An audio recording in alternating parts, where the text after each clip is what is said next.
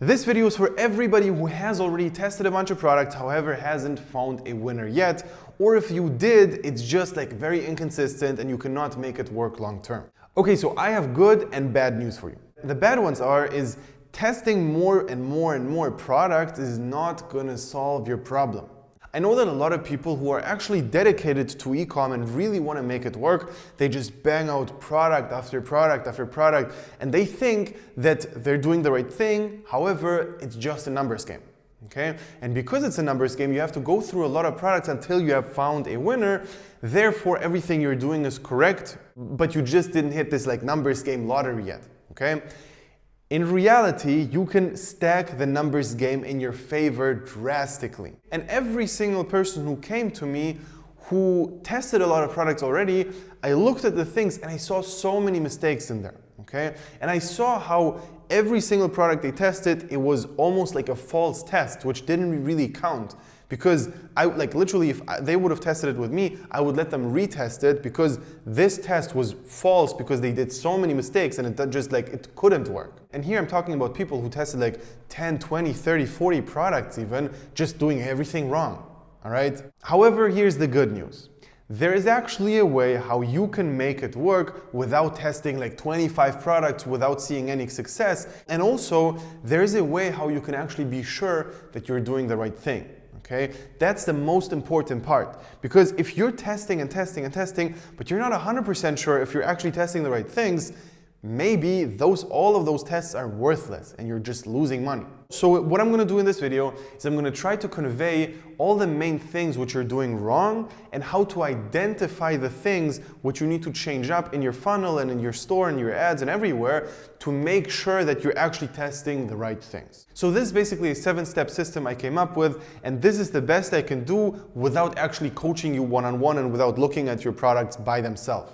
All right, so step number 1 is stop whatever you're doing. Don't test the next product yet. I know probably you already prepared a bunch of products and you have a lot of products in your head which you want to test, but stop, okay? Don't fall into this like hamster wheel where you constantly are stuck and just are about to test the next product and do the next thing and this and this and this.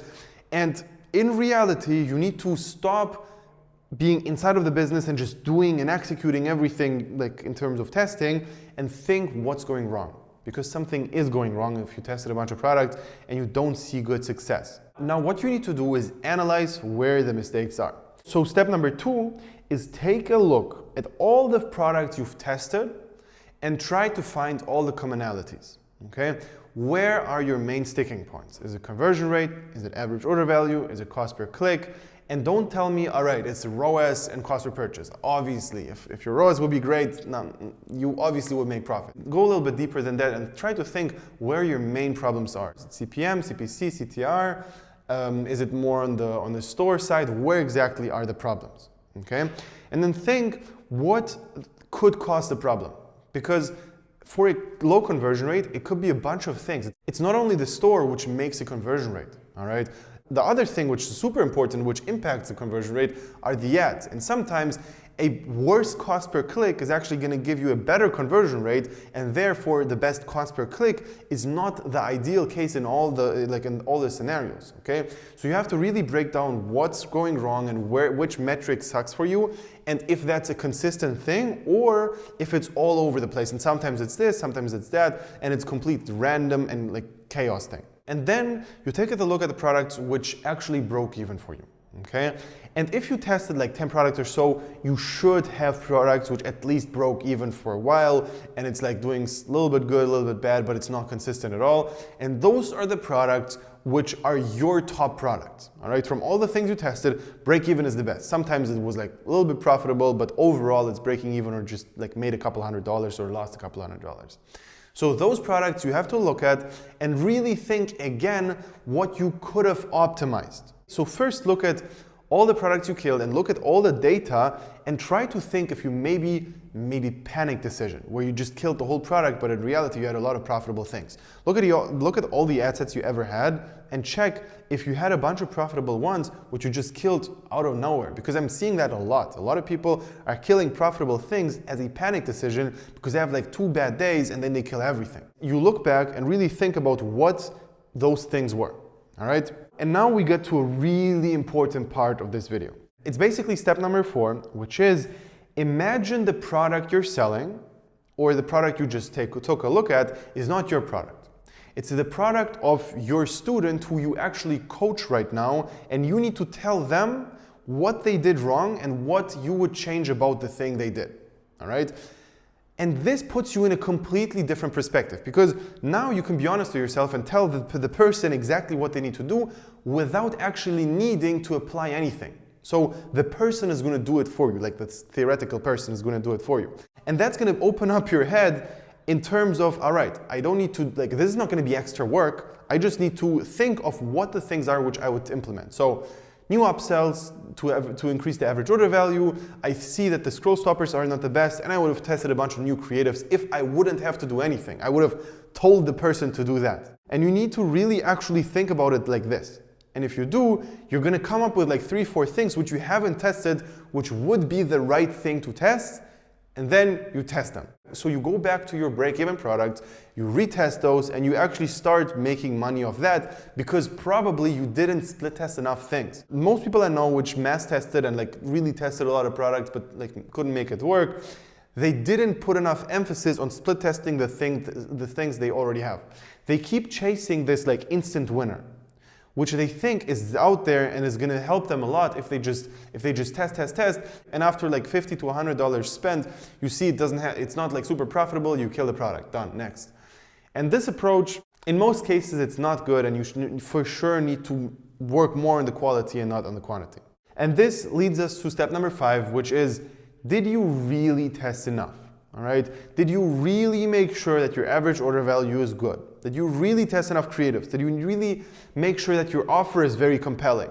Did you actually think about all the split tests you could have done on a break-even product and did them?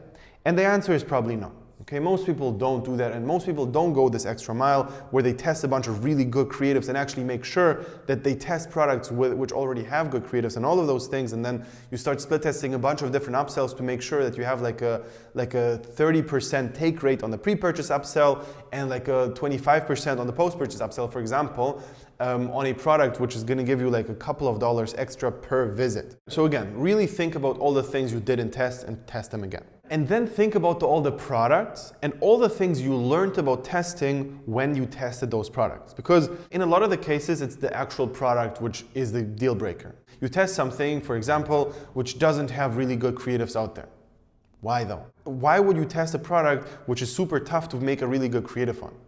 Or why would you test a product which is super hard to target and it's not in a passionate niche?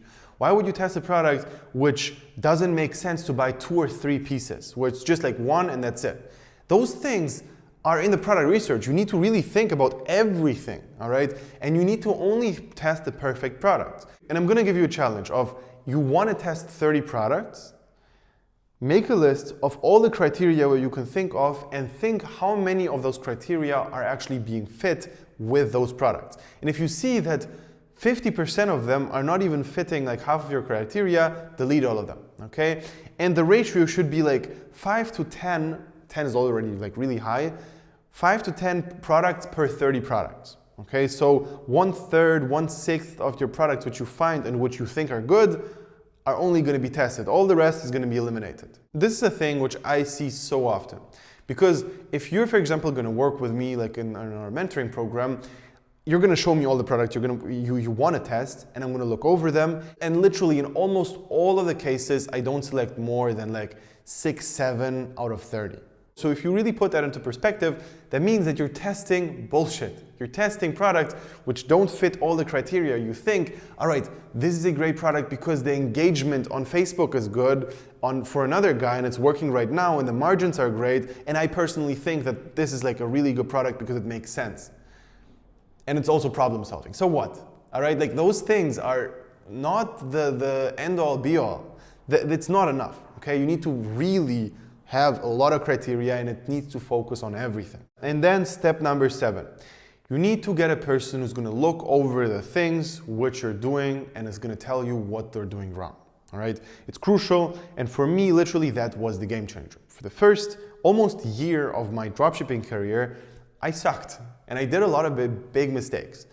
And I didn't know what mistakes I did, but I got a mentor, and the guy literally just told me 2 things which I needed to change up. Number 1 was like I sucked in creatives, and number 2, I changed up the offer. I did those things and it blew up like crazy. The 3rd month of working with this guy, I made like over $70,000, all right, in 1 month. And it literally felt like it came out of nowhere. However, I already made the groundwork, all right? For the first like 10 months of running the business, I didn't do anything else than test a lot of things. I really tried. And I actually put in a lot of work to make it work, but it didn't. And it was just because I did tiny mistakes. Those mistakes which I did were not big, but they were game-changing after I changed them, because I set myself up for success. I was this close to success, but I had no idea what this is. Like this last little step, I couldn't leap. I couldn't take the step without actually somebody telling me what the most important part is, which I need to change up. And I cannot emphasize this enough. You need to have a person who's going to look over the things you're doing, and who's going to tell you you're doing the right thing, you're doing the wrong thing. Because just the confidence alone you're going to get from that is crazy, because now you know, all right, I'm doing the right thing, and if I'm testing, I am actually testing towards something, and I'm not just wasting my time and money, all right? So if you want to work with me one-on-one in a mentoring program where I'm literally going to go through everything with you personally, click the link below, sign up for a free consultation session. It's going to be with me, free one-on-one call. We're going to find out if everything is a good fit. If yes, we're going to start working together in our mentoring program. And yeah, hopefully see you there.